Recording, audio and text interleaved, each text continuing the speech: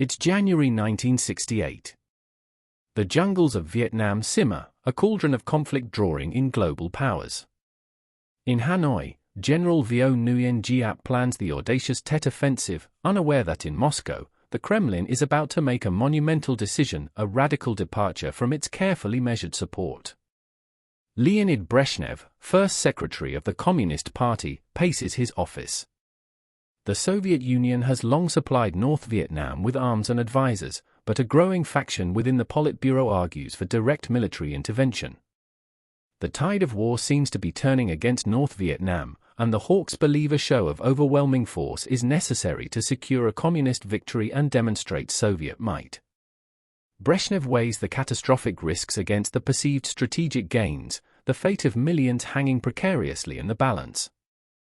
In our timeline, Brezhnev makes a different choice. On January 20, 1968, the Politburo issues Resolution 117. Code-named Operation Red Hammer, it authorizes the deployment of a full Soviet motorized rifle division, an air defense regiment, and specialized anti-tank brigades to North Vietnam. This isn't just advisors anymore, this is the Red Army.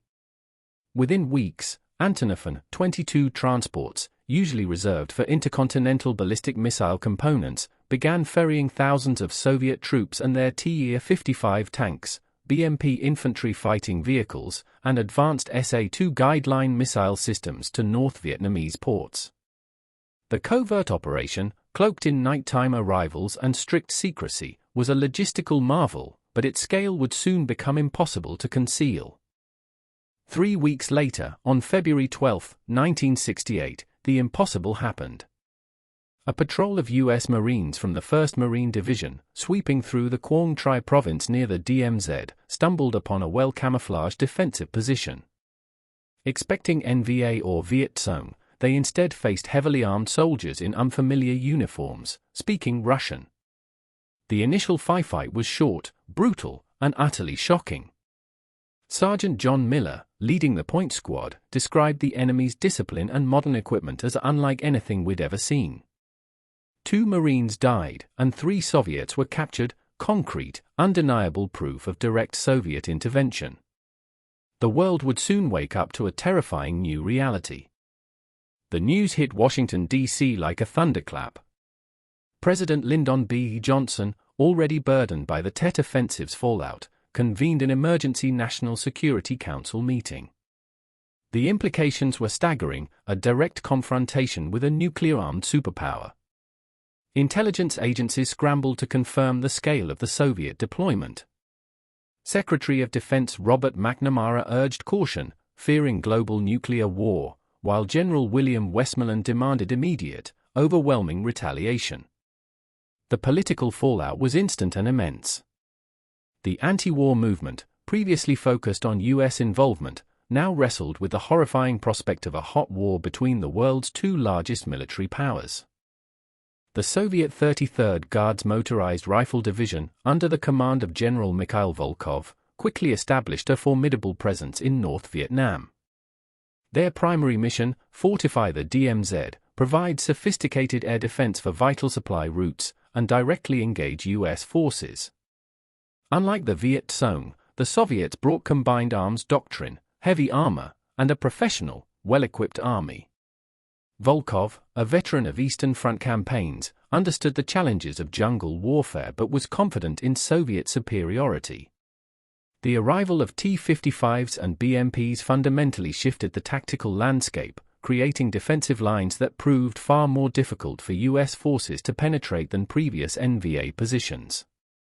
The inevitable direct clashes began almost immediately. On March 5, 1968, near Con Thien, U.S. Marines launched an assault on a newly established Soviet strongpoint. What followed was a brutal, full-scale battle. American M48 Patton tanks faced Soviet T-55s in close quarters, while U.S. infantry, supported by air power, grappled with Soviet riflemen protected by BMPs. The firefight lasted for hours, with heavy casualties on both sides. This wasn't guerrilla warfare, it was conventional, industrialized combat between 2 world superpowers. both sides quickly realized the scale of the challenge. This was a war unlike any they had fought before, a chilling preview of potential global conflict. The air war also intensified dramatically. Soviet SA-2 guideline missile sites, once operated by North Vietnamese crews with Soviet advisors, were now fully manned by Red Army specialists. These advanced surface-to-air missile systems posed a far greater threat to American aircraft. In response, U.S. tactical air power was significantly bolstered, deploying more F-4 Phantoms and A-6 Intruders with specialized electronic warfare capabilities. Dogfights between U.S. F-4s and Soviet-piloted MiG-21s became more frequent, and the skies over North Vietnam turned into a deadly arena. Each downed plane, each lost pilot, further ratcheted up the tension between Washington and Moscow, making a peaceful resolution increasingly remote. Back-channel diplomacy between Washington and Moscow, once a faint hope for de-escalation, quickly collapsed. Ambassador Anatoly Dobrynin in Washington and U.S. Ambassador Llewellyn Thompson in Moscow engaged in frantic, tense exchanges. Each side accused the other of reckless provocation. Brezhnev, emboldened by the initial success of Soviet forces in holding ground, refused to withdraw. President Johnson, facing immense domestic and international pressure, authorized further troop deployments to Vietnam, bringing the total U.S. presence to over 600,000 personnel. The world watched, aghast, as the two superpowers dug in, their militaries locked in a proxy war that was now anything but proxy. As casualties mounted and the conventional war ground into a stalemate, the chilling specter of nuclear weapons loomed larger. U.S. military planners, frustrated by Soviet resistance, began to update contingency plans for tactical nuclear strikes. These plans, once abstract deterrents, now included specific targets, Soviet troop concentrations, command centers, and supply depots in North Vietnam. The USSR, not to be outdone, also began deploying special munitions, tactical nuclear warheads, to their units in the region, ostensibly for defense. The threshold of conventional warfare was blurring, threatening to unleash an unimaginable destructive force on Southeast Asia, with global repercussions. One of the most critical flashpoints became the Ho Chi Minh Trail, now heavily defended by Soviet anti-air and artillery units. U.S. commanders saw it as the umbilical cord of North Vietnam's war effort, while the Soviets viewed it as essential for sustaining their forces. Operation Commando Hunt, the interdiction campaign, now faced unprecedented resistance. B-52 Stratofortress, usually bombing distant targets, were ordered to hit areas protected by formidable Soviet SA-3 Goa missile sites, resulting in heavy losses. This corridor, winding through Laos and Cambodia, became a grinding battleground, consuming men and material, and escalating the conflict beyond Vietnam's borders. The world reacted with a mix of horror and outrage. Protests erupted in capitals across the globe, not just against U.S. involvement, but against the Soviet intervention and the terrifying prospect of nuclear war. The United Nations Security Council descended into a permanent deadlock, with the U.S. and USSR vetoing each other's resolutions. China, wary of Soviet expansionism, condemned both superpowers, adding another layer of complexity to the geopolitical quagmire. Countries in Europe and Asia prepared for the unthinkable, evacuating key personnel from major cities and stockpiling resources, as the spirit of Geneva seemed a distant, forgotten memory. Back in Vietnam, General Westmoreland, under immense pressure, received authorization to use extreme measures if Soviet forces continued to inflict heavy casualties and block strategic objectives. This ambiguous directive, widely understood to include tactical nuclear weapons, was a chilling signal. American forces began to train with simulated nuclear scenarios, preparing for a reality they prayed would never arrive. Officers were given sealed orders, to be opened only upon specific command. The doomsday clocks of the Bulletin of the Atomic Scientists moved closer to midnight than ever before, reflecting the palpable fear gripping strategists and civilians alike. Meanwhile, General Volkov in North Vietnam was also preparing. Recognizing the escalating threat, Moscow authorized the forward deployment of two K-12 Cub SA-6 Gainful, mobile surface-to-air missile systems, a direct counter to US air superiority. More importantly, intelligence confirmed that special artillery shells, tactical nuclear rounds for Soviet field artillery, were being moved to forward positions. The line between conventional and nuclear conflict was dissolving. Both sides now possessed the means to unleash limited nuclear strikes, and the proximity of their forces in the dense Vietnamese jungle meant any such strike would be devastating, not only for the direct targets but for the immediate surrounding area. The moment of greatest peril arrived in late May 1968. A massive U.S. offensive, Operation Valiant Thunder, aimed to break the Soviet NVA line near Hue. The battle was fierce.